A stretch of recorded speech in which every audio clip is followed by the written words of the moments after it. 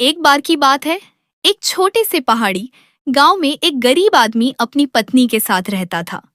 आदमी का नाम रमू था और उसकी पत्नी का नाम सीमा। दोनों की जिंदगी बहुत कठिनाई से चलती थी। उनके पास ज्यादा कपड़े नहीं थे, न अच्छा खाना और न ही पक्का घर। उनकी झोपड़ी बांस और टाट से बनी हुई थी। ऊपर छत पर पुराने कपड़े और प्लास्टिक की चादर रखी थी ताकि बरसात या बर्फ गिरने पर थोड़ा बचाव हो सके। मगर असली ठंड जब आती थी तब वो झोपड़ी कांपने लगती थी और उसमें रहना मुश्किल हो जाता था। उस साल ठंड कुछ ज्यादा ही तेज थी। आसमान से लगातार बर्फ गिर रही थी। पूरा गांव सफेद चादर में ढक गया था। पेड़, खेत, रास्ते, सब पर सिर्फ बर्फ ही बर्फ थी। अमीर लोग अपने मजबूत घरों में बैठकर आग ताप रहे थे, अंगीठी जला रहे थे और गर्म खाना खा रहे थे। लेकिन रमू और सीमा के लिए हालात अलग थे। झोपड़ी के अंदर बैठकर सीमा कांप रही थी। आगे बढ़ने से पहले जो अपनी माँ से प्यार करता है, चैनल को सब्सक्राइब कर दे। उसने अपने पतले से कपड़े में खुद को लपेट रखा था। सीमा बोली, रमू, अब तो हाल बहुत बुरा हो रहा है। ये झोपड़ी ठंड रोक ही नहीं पा रही। अगर ऐसे ही रहा तो हम दोनों जम जाएंगे। रमू बोला, हाँ सीमा, मुझे भी यही डर लग रहा है। लकड़ी भी खत्म हो गई है और बाजार से कुछ लेने के लिए हमारे पास पैसे भी नहीं हैं। सीमा ने थोड़ी देर सोचा और फिर बोली, सुनो रमू, एक बात बताऊं। मैंने कहीं सुना था कि बर्फ से भी घर बनता है। लोग उसे बर्फ का घर कहते हैं। कहते हैं अंदर से वो गर्म रहता है। रमू हैरान होकर बोला, अरे सीमा, ये कैसी बात कर रही हो? बर्फ का घर भी कभी गर्म हो सकता है? सीमा बोली, हाँ, मैंने सुना है। जब लोग गोल गोल बर्फ की ईंटें बनाकर घर बनाते हैं तो अंदर की हवा बंद हो जाती है। बाहर ठंड चाहे जितनी हो, अंदर उतनी नहीं लगती। क्यों ना हम भी कोशिश करें? रमू थोड़ी देर चुप रहा। बाहर बर्फ गिर रही थी और हवा सर्द थी। फिर उसने गहरी सांस ली और बोला, ठीक है सीमा, चलो कोशिश करते हैं। वैसे भी अब हमारे पास और कोई रास्ता नहीं बचा है। बर्फ का घर बनाने की शुरुआत रमू बाहर निकला और चारों तरफ देखकर बोला, देखो सीमा, यहाँ कितनी बर्फ जमा हो गई है।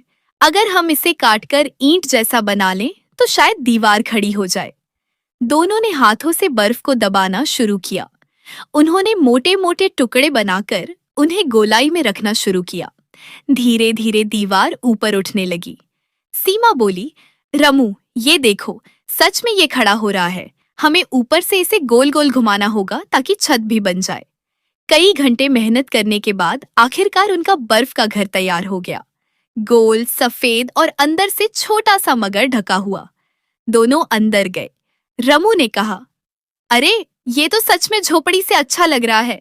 हवा अंदर नहीं आ रही, थोड़ी गर्मी भी महसूस हो रही है। सीमा मुस्कुराई और बोली, देखा, मैंने कहा था ना, अब हम यहाँ रहेंगे। कम से कम ठंड से तो बचेंगे। गांव वालों का मजाक अगले दिन जब गांव वाले उधर से गुजरे तो उन्होंने रमू और सीमा का बर्फ का घर देखा। सब हंसने लगे। एक आदमी बोला, देखो देखो, ये गरीब तो बर्फ का घर बना बैठे हैं, लगता है पागल हो गए हैं। दूसरा बोला, भला कोई बर्फ में भी घर बनाता है, इसमें तो और ठंड लगेगी। लेकिन रमू और सीमा ने किसी की परवाह नहीं की। वो जानते थे कि ये उनका बचाव है। बर्फ के घर में रातें रात होते ही दोनों बर्फ के घर में बैठ जाते। सीमा ने थोड़ा सूखा घास इकट्ठा करके बिछा लिया था। उसी पर बैठकर वो आपस में बातें करते। सीमा बोली, रमू, याद है बचपन में मैं भी ऐसी ही बर्फ से खेला करती थी। तब सोचती थी कि कितना अच्छा होता अगर बर्फ से कोई बड़ा घर बन जाए। रमू बोला, हाँ सीमा, और आज देख लो, हमने सपना पूरा कर लिया।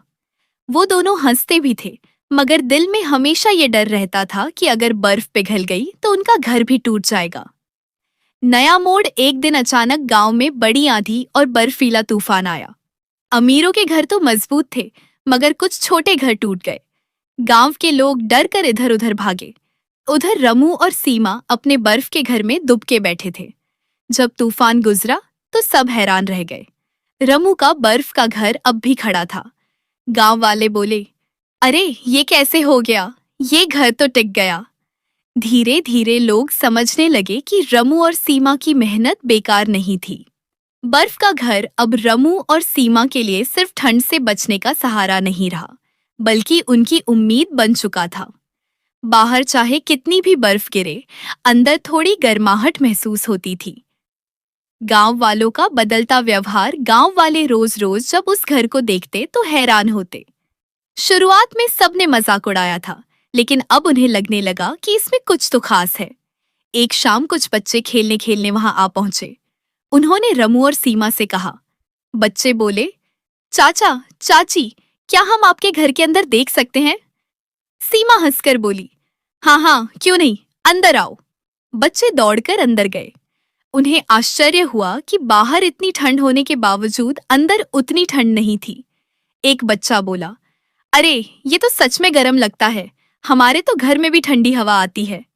बच्चों ने खेल खेल में कहा कि वो भी अपने घर में ऐसा कमरा बनाएंगे। ये सुनकर रमू और सीमा के दिल को सुकून मिला। तूफान के बाद की मदद कुछ ही दिनों बाद फिर से तेज बर्फबारी हुई। कई झोपड़ियां टूट गईं।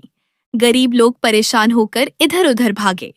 तब रमू और सीमा ने अपने के घर का दरवाजा खोल दिया। रमू बोला, जो भी ठंड से बचना चाहता है हमारे यहाँ आ सकता है। ये घर छोटा है, लेकिन हम सब मिलकर बैठ सकते हैं। गांव के 3-4 परिवार वहां आकर बैठ गए। सबको राहत मिली।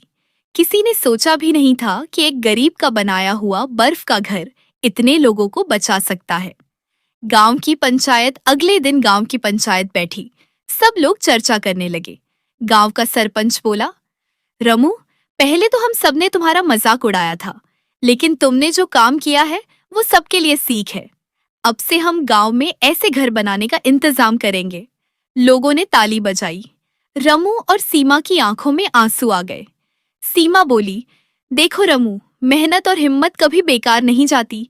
कल तक लोग हंस रहे थे और आज सब हमारी तारीफ कर रहे हैं। रमू मुस्कुराकर बोला, हाँ सीमा, अगर इंसान ठंड से डरकर हार मान ले तो जिंदगी रुक जाती है, लेकिन अगर वो हिम्मत करके आगे बढ़े तो रास्ता खुद निकल आता है। बर्फ के घर में रात की बातें। उस रात दोनों अपने घर में बैठे बातें कर रहे थे। बाहर बर्फ अब भी गिर रही थी। सीमा बोली, रमू, सोचो, अगर ये घर ना होता तो हम कहाँ होते? शायद हम इस सर्दी में बच ही ना पाते। रमू बोला, सही कहा सीमा, कभी कभी छोटा सा विचार भी जिंदगी बदल देता है। तुम्हारे उस विचार ने हमें बचा लिया। दोनों हंस दिए। फिर सीमा ने घास बिछाकर एक कोने में थोड़ी जगह बनाई। वहीं बैठकर उन्होंने सूखी रोटियां खाईं और थोड़ी देर बाद एक दूसरे के पास सिमटकर सो गए। गांव वालों का नया नजरिया। धीरे धीरे गांव में लोग रमू और सीमा से मिलने आने लगे। कोई पूछता कि ये घर कैसे बनाया, कोई कहता कि अब वो भी ऐसा घर बनाएगा।